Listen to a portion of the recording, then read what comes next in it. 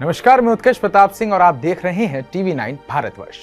9 अप्रैल की शाम जब नासिक शहर रोज की तरह हलचल में डूबा था, लेकिन शाम 6:30 बजे एक अपार्टमेंट से जो खबर आई उसने पूरी शहर ही नहीं पूरे देश को हिला दिया। और थोड़ी ही देर में सोशल मीडिया पर यह कहानी हर किसी के दिल को छूने लगी। एक रिटायर्ड प्रिंसिपल मुरलीधर जोशी, उम्र 78 वर्ष, और उनकी पत्नी लता जोशी जिनकी उम्र 76 वर्ष थी, जो खुद भी एक स्कूल की रिटायर्ड प्रिंसिपल थी। इन दोनों बुजुर्गों ने इस दुनिया को अलविदा कह दिया। लेकिन ये कोई आम मौत नहीं थी, ये एक ऐसी संयुक्त विदाई थी जिसे जिसने भी सुना उसका दिल भारी हो गया। रिटायरमेंट जीवन अक्सर शांति और आराम का प्रतीक माना जाता है, लेकिन जोशी दंपत्ति की कहानी कुछ और ही कहती है। सावरकर नगर देवनगरी कॉलोनी के एक छोटे से अपार्टमेंट में दोनों अकेले रहते थे। उनके बच्चे काम के सिलसिले में मुंबई में बस चुके थे, जैसा अक्सर देखने को मिलता है। कुछ समय उन्होंने भी मुंबई में बच्चों के साथ बिताया, लेकिन फिर वापस अपने पुराने घर लौट आए, शायद अपनी जड़ों से बंधे होने के कारण या फिर आत्मसम्मान के चलते।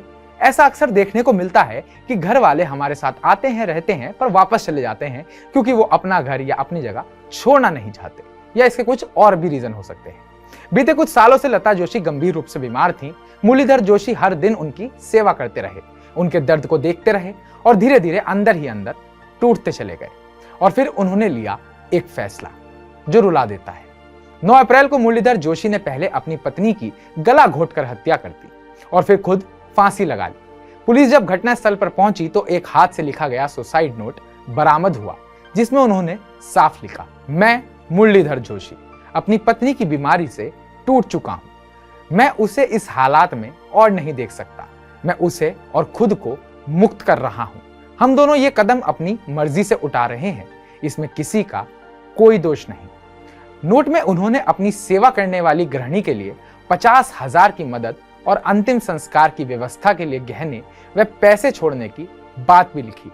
और सबसे मार्मिक लाइन जो थी, मेरे बच्चों मुझे माफ कर देना। यह घटना सिर्फ एक क्राइम स्टोरी नहीं है, ये समाज के उस पहलू को उजागर करती है जिसे हम अक्सर अनदेखा कर देते हैं। बुजुर्गों की अकेली जिंदगी, अपनों से दूरी और लंबी चलती बीमारियों का बोझ।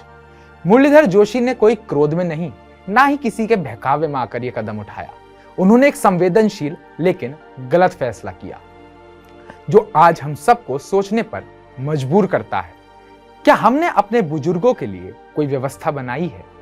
क्या भावनात्मक थकान को भी गंभीरता से लेने का वक्त आ गया है? अभी भी समय है। जोशी दंपत्ति की दुखद विदाई एक चेतावनी है, एक साइलेंट कॉल उन सभी के लिए जो अपने आसपास के बुजुर्गों, अपने घर वालों की चुप्पियों को नजरअंदाज कर रहे हैं। कभी कभी दर्द चीखता नहीं है, बस धीरे धीरे चुप्पी में मरता है।